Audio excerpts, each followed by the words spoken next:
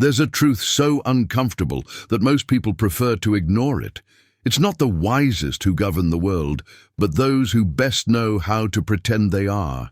And while you question, doubt, and reflect, they're already sitting on the throne, smiling with that empty confidence that only ignorance can provide.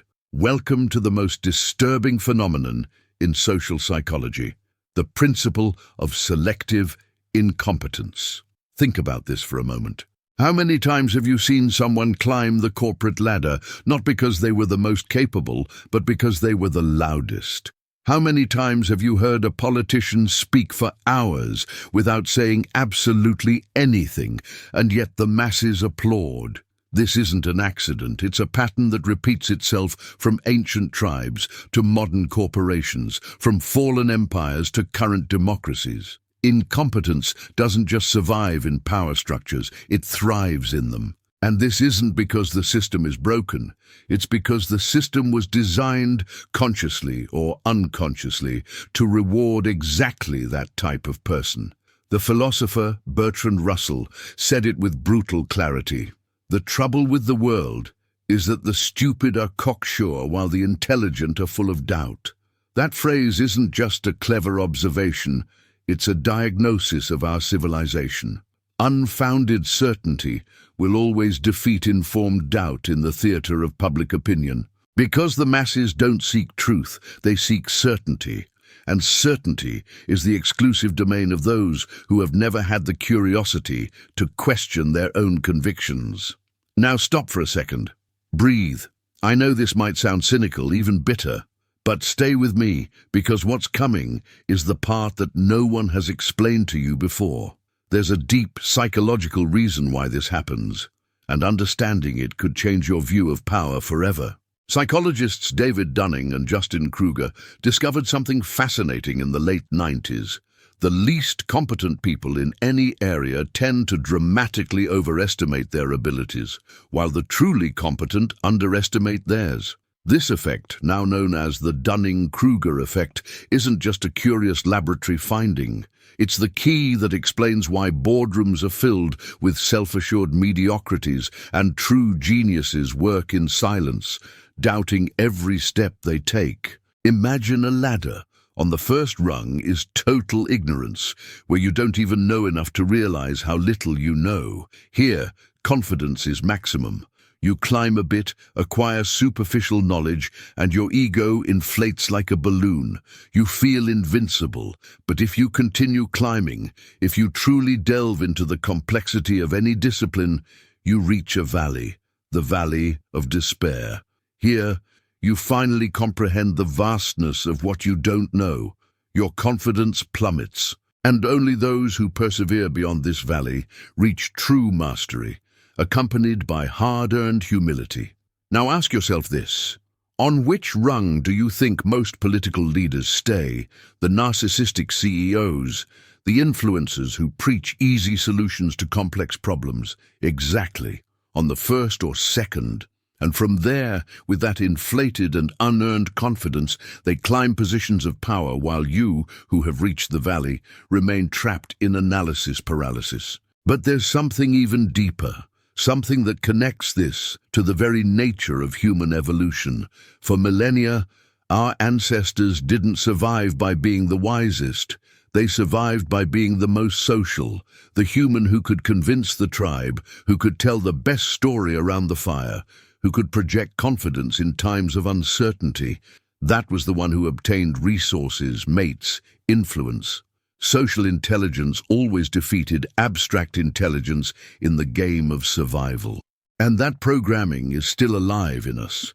That's why elections aren't won by the best elaborated plans, but by the simplest narratives. That's why companies aren't run by the most ethical, but by the most charismatic. Because deep in our primitive brain, we're still looking for the tribal chief who makes us feel safe, not the philosopher who makes us think. If this idea is already starting to resonate with you, if you feel that uncomfortable familiarity with these words, then you're ready to discover something even more revealing. Because what I'm going to tell you now could make you rethink every power interaction you've experienced in your life. But first, if this reflection is opening your eyes, consider subscribing to this channel. This journey is just beginning, and what's coming is even deeper. Now, let's enter dangerous territory. Because the real question isn't why stupid people rise to power, but why we allow them to. And this is where most people resist looking. It's easier to blame the system, point at corrupt politicians, complain about incompetent bosses, but the truth is that every power structure is a mirror of the collective consciousness that sustains it. If mediocrities reign, it's because something in us prefers them there. Think about this. When you face uncertainty, what do you prefer? A leader who tells you, "I don't know, it's complicated, we need to study more," or one who looks you in the eye and promises simple solutions with a firm voice? Most choose the latter, because uncertainty hurts, complexity scares, and in that fear, we hand over our power to whoever sells us the illusion of control, even if that person has no idea what they're doing. Psychologist Erich Fromm wrote about this in Escape from Freedom. He argued that humans, paradoxically, are terrified of genuine freedom, because with it comes absolute responsibility.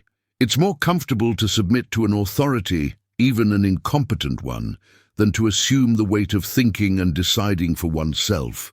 That's why dictatorships find popular support.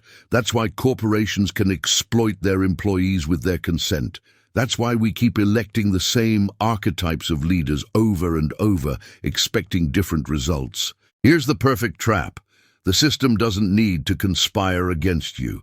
It only needs to take advantage of your cognitive laziness, your need for belonging, your fear of standing out. And while you doubt, while you question, while you seek truth with intellectual honesty, they act, without doubts, without scruples, with that brutal certainty that only ignorance can provide. But there's an even deeper secret that few know. A revelation that ancient Stoic philosophers and Eastern mystics understood centuries ago. And it's this: external power is, ultimately, an illusion. Stupid people can sit on thrones, they can sign laws, they can command armies. But true power, the only one no one can take from you, is mastery of your own mind. Marcus Aurelius, Emperor of Rome, the most powerful man of his time, wrote in his Meditations, "You have power over your mind, not outside events. Realize this, and you will find strength." He knew something we've forgotten, that you can be surrounded by incompetence in positions of authority and still be free. You can live in a corrupt system and still maintain your integrity. You can be under the command of an idiot and still cultivate your wisdom. Because here's the great irony. While stupid people chase external power, external validation, external control, you can be building something they'll never have: inner peace, mental clarity, genuine purpose. They're trapped in a game that requires constant lying, even to themselves. You can choose to exit that game. This doesn't mean withdrawing from the world or passively accepting injustice. It means understanding that your most important battle isn't against the incompetent boss or the lying politician. Your battle is against your own tendencies toward conformity, mental laziness, the desperate need for approval. When you conquer that, when you become sovereign of your own thinking, something magical happens. You stop being manipulable. And here comes the final revelation, the twist that connects everything. The system of selective incompetence only works because most people are asleep. They operate on autopilot, repeating patterns, accepting narratives without questioning them, seeking leaders to save them instead of cultivating their own capacity for internal leadership. But when you wake up, when you see the game for what it is, you stop being a piece on someone else's board. You become a conscious player. Socrates was executed for asking questions. Jesus was crucified for challenging religious authorities. Giordano Bruno was burned alive for proposing ideas that contradicted established power. History is full of examples of people who paid the highest price for refusing to submit to institutionalized stupidity, but it's also full of examples of those who, despite everything, changed the world precisely because they refused to play by the rules of the incompetent. You don't have to die as a martyr, but you do have to choose. Are you going to keep complaining that stupid people are in power, or are you going to cultivate such a level of internal clarity that their incompetence can no longer touch you? Are you going to keep waiting for the system to change, or are you going to change yourself to the point where you no longer need the system's approval? The most radical answer you can give to a world governed by mediocrities isn't violent revolution, it's inner revolution. It's becoming so lucid, so centered, so anchored in truth, that lies can no longer seduce you. It's building a life with so much meaning that empty hierarchies of power no longer matter to you, because in the end, stupid people will always rise to power. It's part of human nature, part of the social game, part of the inherent chaos of any complex system. But what you do with that reality, that's in your hands. You can become bitter, you can resign yourself, or you can transcend. True freedom isn't in changing who governs, it's in freeing yourself from the need to be governed. And that, my friend, is something no stupid person on any throne can ever take from you. If this video has stirred something in you, if you feel you've seen the Matrix for the first time, then do this. Give it a like, subscribe, and share this message with someone who needs to hear it. Because in a world of noise, clarity is revolutionary. And together, we can be the silent revolution this world needs. See you in the next video.